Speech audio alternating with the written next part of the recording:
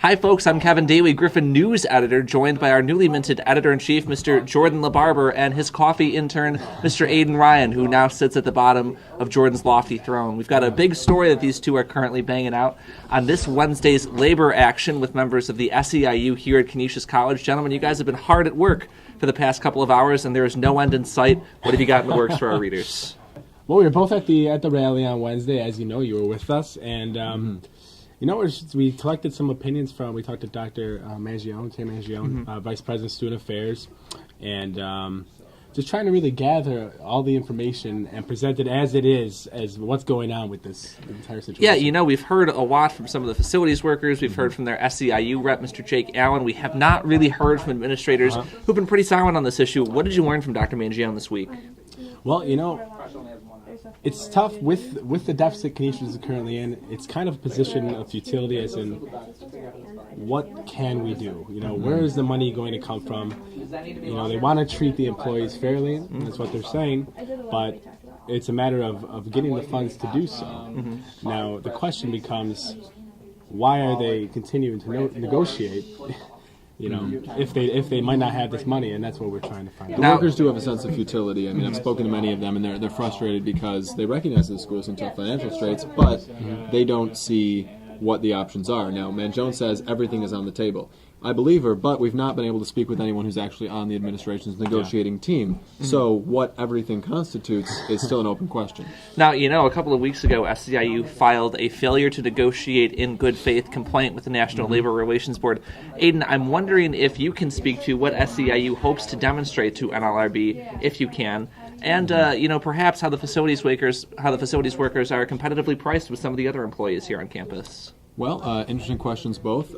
As I found out, the NLRB would usually, in these situations, throw the contention to an outside arbitrator. That's so right. Just to bring the viewers up to speed, the SEIU filed two grievances with the NLRB. One was Section 8A5, and then the other was Section 8A3. That would be refusal to bargain in good faith and disciplinary measures that violate the contract. Now, in both of these cases, outside arbitrators usually would be brought in, and the union and the college would pay 50-50 this person's individual's fee. However, I have not been able to get a good handle on what this means for the college. I know it takes a while. This could be months before we see it finished. But I do want to note that this is a tactic unions have used in the past, especially at colleges, as I suppose one of many in their arsenal of tactics during these negotiations. It just puts pressure on the college. The college has to respond. Yeah. Well, this is not the only news on the union front. Our new sports editor, John Langley, is preparing a story on how athletes may be looking into the option of unionization. It's happened at Northwestern. What happened here at Canisius College? Joined now by sports editor John Langley, his first time on the Editors Roundtable. John, I understand that athletes have now unionized at Northwestern. I'm wondering if you can speak to that process and if it's going to happen here at Canisius. Well, they filed their case to the NLRB, but it was ruled in a regional court, and they said, yes, they're not technically students. They are employees based on the amount of hours they put in a week, sometimes over 50 hours. So that case has been appealed by the school, and it's going to Washington, the NLRB in Washington, and we will know in a few weeks, actually, whether or not that's going to uphold or not.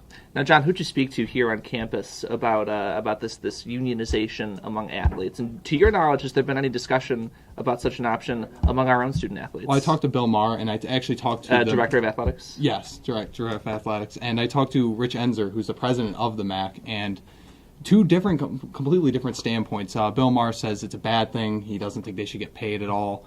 And Rich Enzer says this is a long time coming, actually. And to clarify, the unionization is not about being paid. It's about the safety issues, concussions, scholarships. Because a freshman blows out his knee and he can't play anymore, he loses his scholarship and he has to transfer out. So that's a big sticking point in these negotiations right now. Jordy, Mr. Editor-in-Chief, Yeah. Student-athlete unions, yes or no?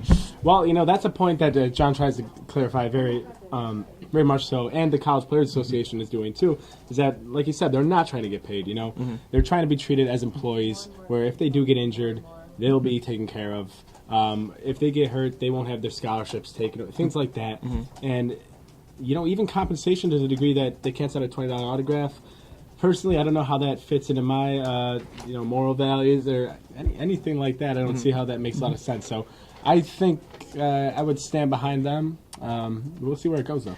Now, you know what's so interesting in this discussion that we haven't touched on is that Canisius faculty technically do not have a union of their own. There's an informal group called the Canisius Faculty Association, which I believe is led by Dr. Tanya Lockheed, if I'm not mistaken. She spoke at yesterday's Labor Action, read a brief statement of solidarity from the CFA with SEIU workers, but the faculty members themselves don't have their own union. So a lot of news on the union front. Pick up the paper tomorrow for all the latest.